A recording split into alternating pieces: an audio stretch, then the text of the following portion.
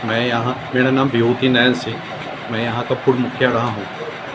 ये लड़का राहुल एक गरीब परिवार से आता है और उसके पिताजी मजदूरी करके, उसके भाई मजदूरी करके और इसकी उसको यहाँ तक पहुँचाने में भरपूर मदद किए हैं। इस लड़का की भी ख्वाहिश थी, शुरू से इच्छा थी कि हम अच्छा करें। हम चाहेंगे कि इस लड़का के माध्यम से हमारे गांव के अन्य बच्चे भी प्रभावित हों और उनको भी एक सही दिशा मिले।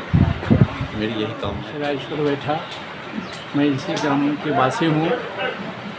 मैंने ये इनकी जब मैंने सुना कि ये बीएसएफ में चुना गए हैं तो मुझे बड़ी खुशी हुआ कि एक बड़े भाई के पीछे एक छोटे भाई तो आया।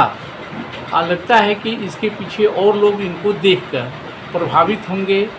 इस परिवार के बारे में हमारे मुखिया जी ने बताया है कि जितना बताए हैं उससे भी बेहद।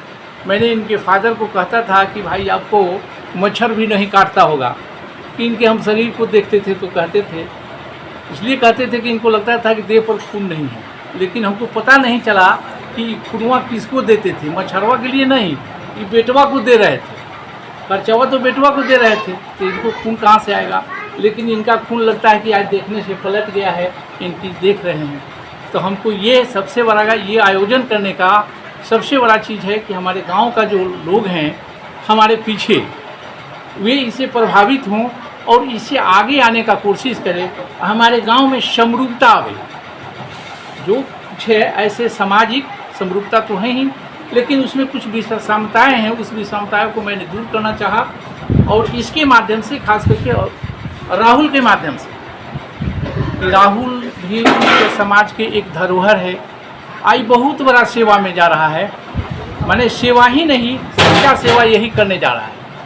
हम लोग जो सेवा, हम भी हैं प्रोफेसर, ये तो बताए हैं हम, लेकिन इससे बड़ा सेवा ये करने जा रहा है कि देश की सेवा। हमारे समाज के और बच्चे इस तरह का कंपटीशन तैयार करें और उस जगह पर पहुँचे। मेरा नाम चुनाई पासवान हुआ, मैं बघवारा स्कूल का प्रभारी एचएम हूँ। मुझे बहुत गर्व हो रहा है कि एक छोटे परिवार से यह बच्चा निकल कर गांव के नाम रोशन कर रहा है, और वे खास करके एकदम जो गरीब तबके के परिवार से आ रहा है। यह इसके देख करके और बच्चे सब प्रभावित हैं।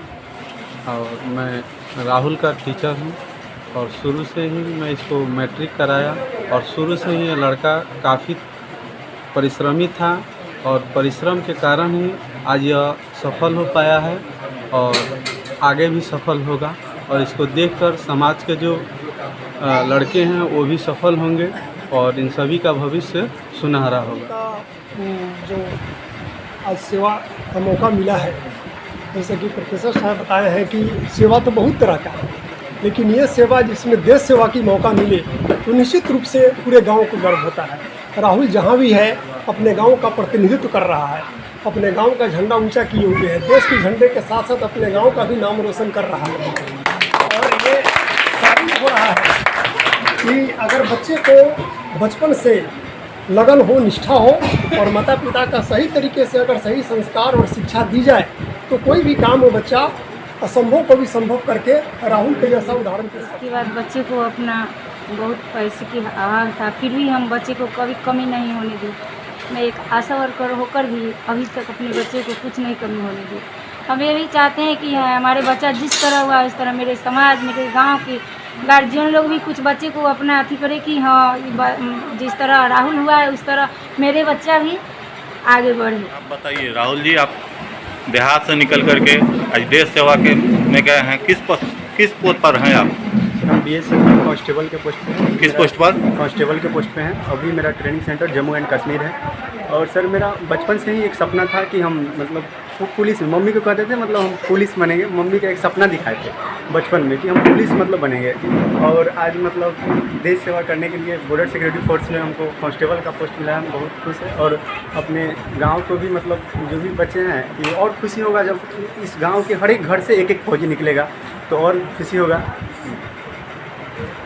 पढ़ाई लिखाई के बारे में बताएं, कैसे किस तरह से अभाव में आपने पढ़ाई की? जी सर, मतलब अभाव था, फिर भी मम्मी पापा का सहयोग अच्छा मिला और बड़े भैया का सहयोग मिला। जो भी मतलब कभी भी पैसा का मतलब हम लोग को थोड़ा सा समस्या था, फिर भी हमको समस्या नहीं होने दिए। भैया को जो भी कहते थे कि 1000 की ज़रूरत है उस जगह पे भैया मतलब कहीं से जुआ करके मतलब 1500 भेजते थे।